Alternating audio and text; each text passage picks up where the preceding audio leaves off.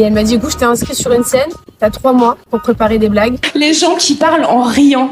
Vous les captez, ces gens? C'est pas possible, en fait. C'est pas possible. En fait, je bossais à Canal, j'étais chroniqueuse dans une émission qui s'appelle L'Info du Vrai. Et j'ai une de mes copines avec qui je travaillais, qui était humoriste, qui m'a dit, tu devrais faire du stand-up.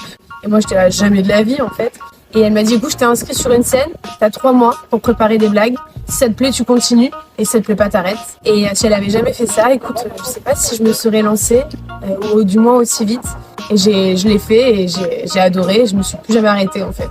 J'ai fait plusieurs choses différentes. Avant, j'étais journaliste et Stéphanie Bataille, qui était la directrice du Théâtre Antoine à Paris, avec qui j'ai fait des cours de one man au cours Florent, m'a un peu initiée au one man et c'était une sacrée expérience dans ma vie. Puis là, aujourd'hui, je suis à l'endroit où j'ai envie d'être. En fait, j'ai toujours aimé écrire, j'ai toujours aimé l'humour et la scène. Je fais tout, en fait.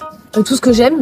Et puis j'attends pas le désir des castings, le désir des réalisateurs. Je joue et je fais mon rythme, je crée mon univers, quoi. Donc c'est ça que j'aime beaucoup. Je sens que les gens me prennent vraiment pour une espagnole parce que j'ai l'accent espagnol très très fort. Les gens me disent oh là, ils n'ont pas de doute. Regarde. Octavio, la vida no está juegos y todo el tiempo es trabajo. Increíble, non?